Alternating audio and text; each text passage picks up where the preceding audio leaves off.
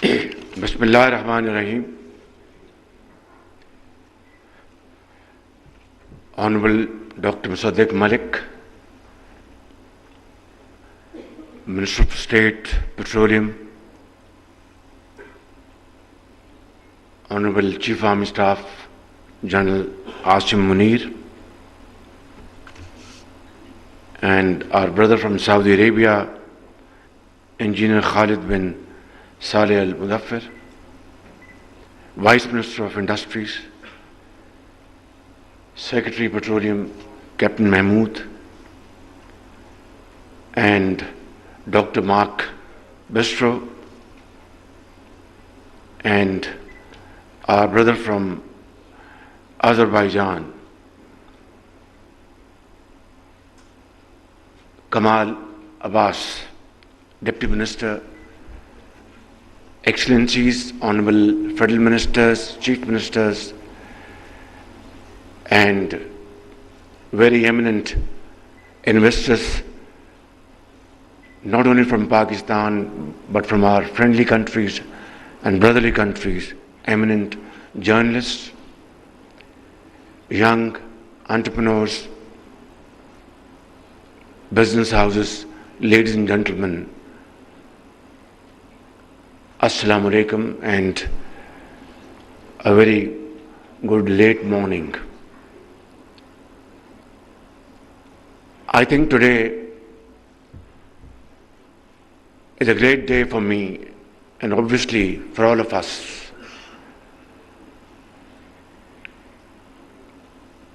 Here is a galaxy of people belonging to various walks of life, and you can tell from their faces that they have been deeply involved and absorbed throughout the proceedings of today. I will not go into repetition. A brilliant presentation was made by Dr. Musaddiq Malik,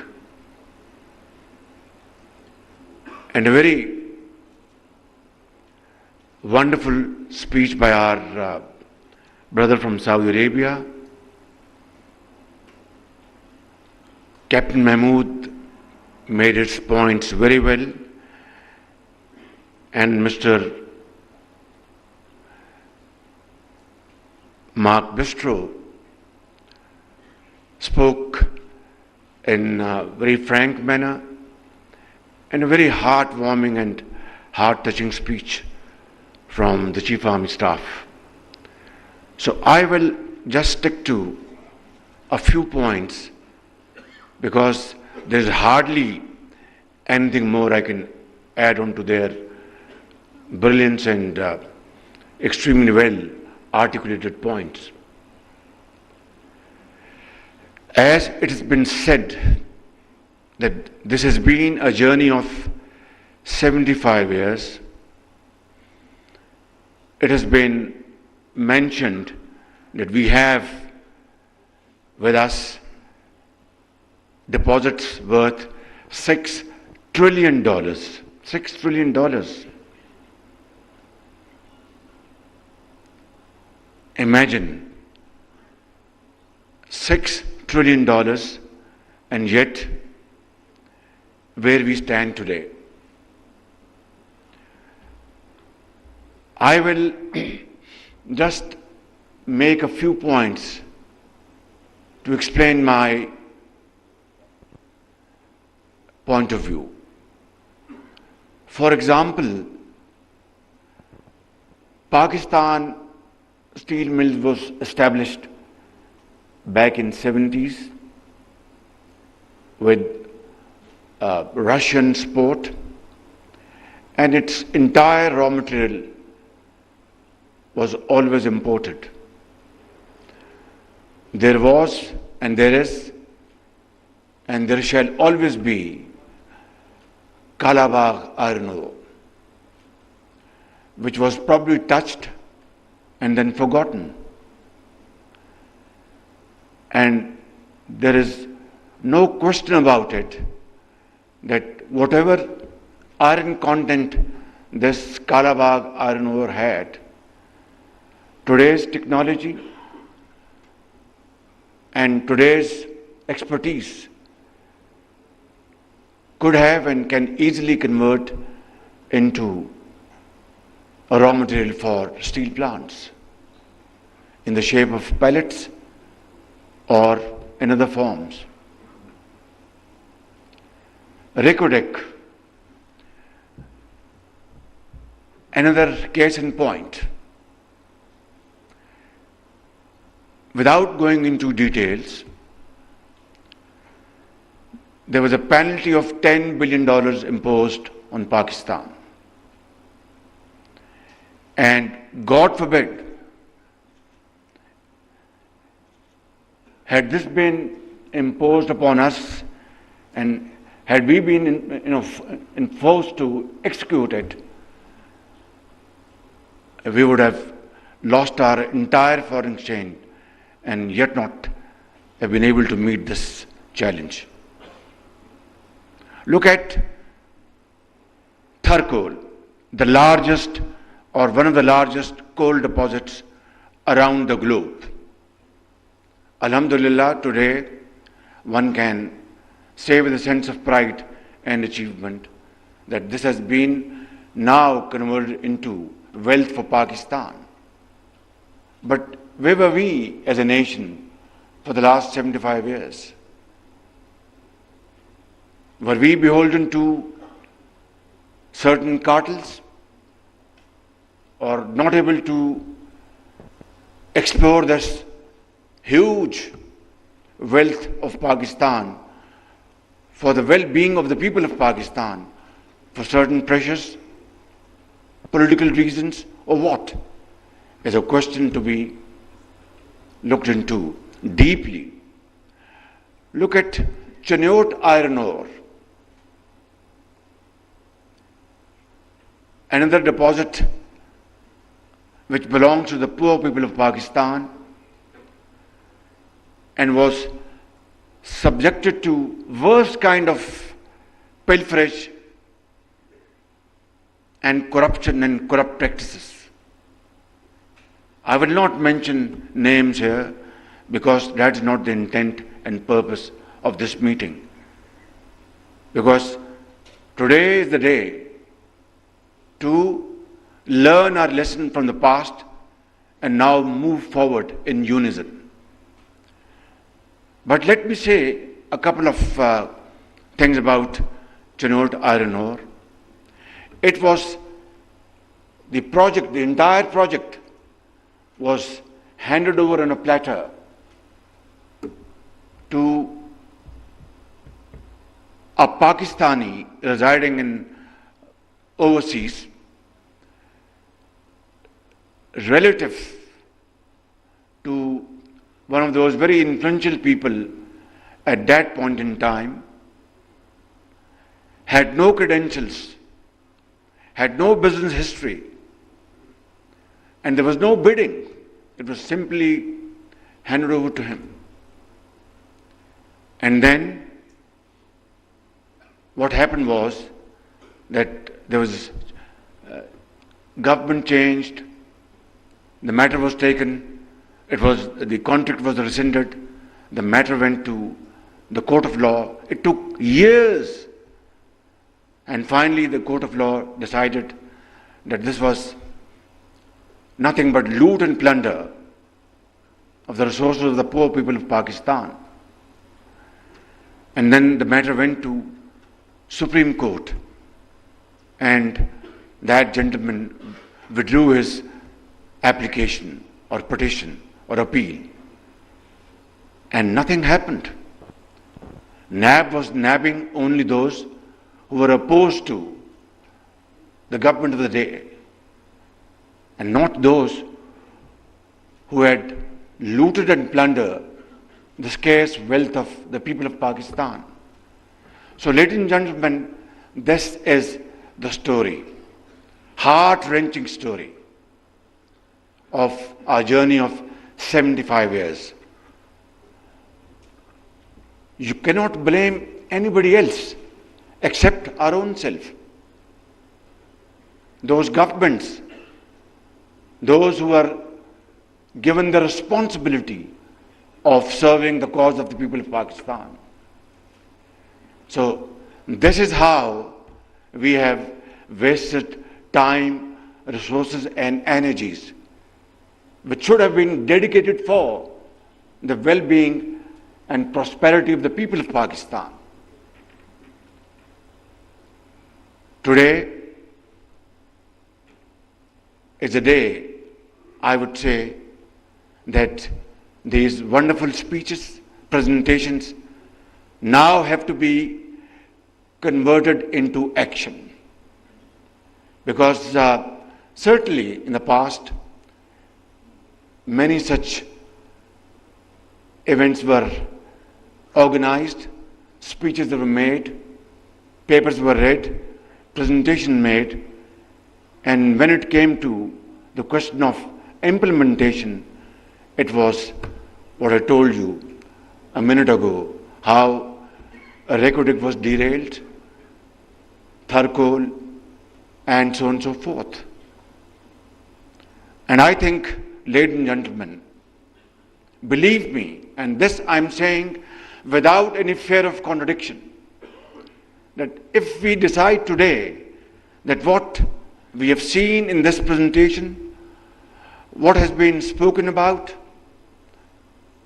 if this can be converted in letter and spirit, then I'm telling you, this nation will find its lost place by the grace of God in the next few years, through hard work and through untiring efforts.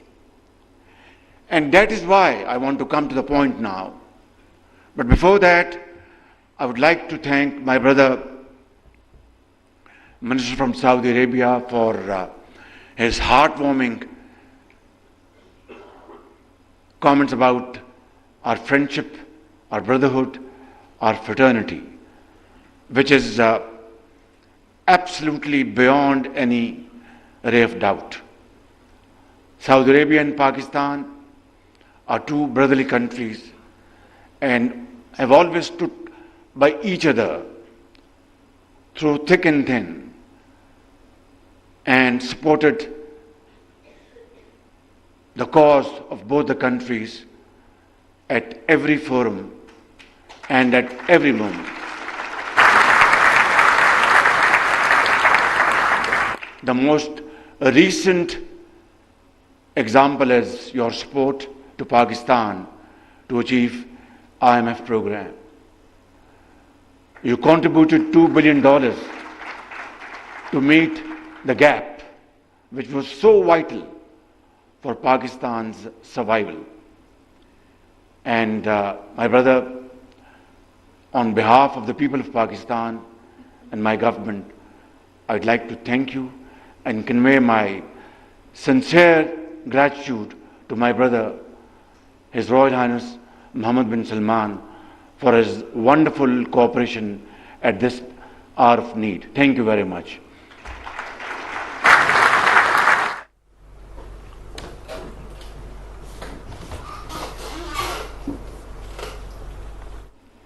This mechanism, I know we have in front of me, I can see their faces, very eminent journalists who have no fears to take things in its real perspective, have a very genuine, serious introspection, investigation, critical comments. They would ask this question, that why this SIFC? This is something unheard of. This is something we didn't know in the past. Well, the journey I've just explained to you, spanning over the last 75 years, has landed Pakistan into this situation where we want to get rid of our begging bowl and yet we can't. where we want to really become honorable and respected, yet we need to work hard for that. And if we follow that route, which is hackneyed, which is tired, which has been tried over and over again, I think the results won't be different. And I'm one of those who believe in reality. I don't live in cuckoo's land or a fairy land. We must understand our ground reality. Look at what NAB has done to this entire system. If you talk about business community, they are dead scared because they have seen this in the past preceding years, how NAB nabbed them. Just because they invested in Pakistan, they created job opportunities and wealth for this country. How NAB treated bureaucrats, those who really contributed meaningfully and were of this view that if they come out with solutions, out-of-box solutions, which will not violate the law of the land, this country will move speedily. Look what happened to them, to their families, to their school-going kids, children. And let's not talk about politicians because they are used to this, not only during NAB era, but from decades.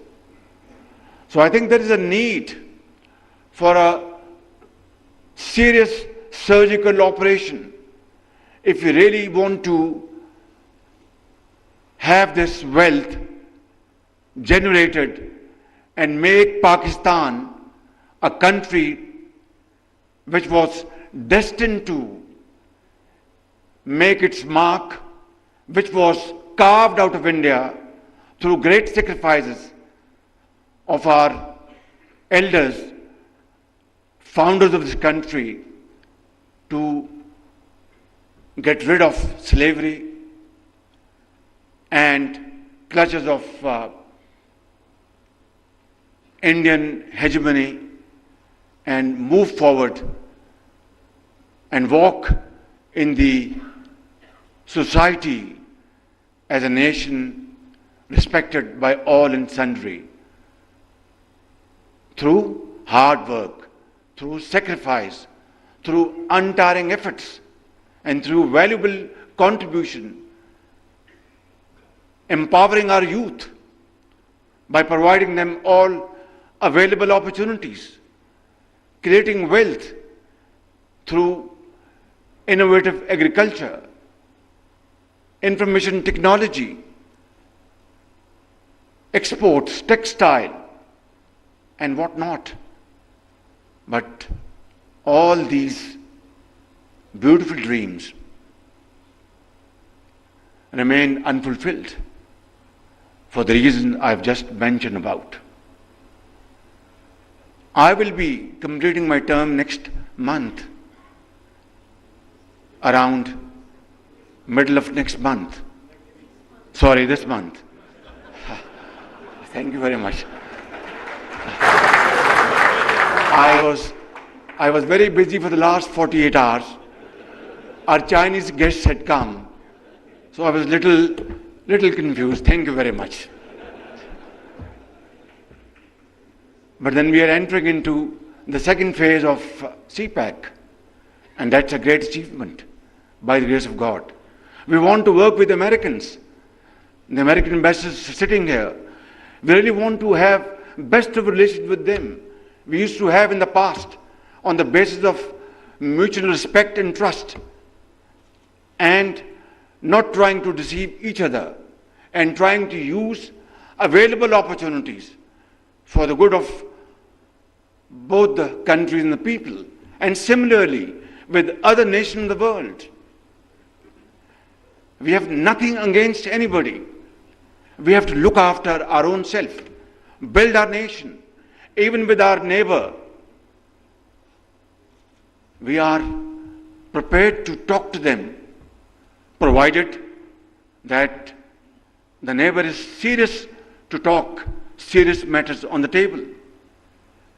Because war is no more an option. Pakistan, alhamdulillah, is a nuclear power, not as an aggressor, but for our defense purposes. And we had 3 wars fought in the last 75 years. And what happened? I'm being very honest with you. It generated more poverty, unemployment, and lack of resources to finance education, health, and well-being of the people. So is this the way that we have to adopt? Or to have war of economic competition? Because God forbid, if there's any nuclear flashpoint, who will live to tell what happened? So that is not an option. But it is equally important that our neighbor has to understand that we cannot become normal neighbors unless abnormalities are removed, unless our serious issues are understood and addressed to through peaceful and meaningful discussions. I'm sorry for this digression. Coming back to the point, today is the day, ladies and gentlemen, we have to make a vow and a serious commitment to our Creator that Pakistan ایک بہت بڑی نعمت اللہ تعالیٰ نے ہمیں عطا کی، اور 75 سال ہم نے پاکستان کے ساتھ ظلم کیا ہے، پاکستان کے غریب عوام کے ساتھ زیادتی کی ہے، ان کا حق ان کو ادا نہیں کیا۔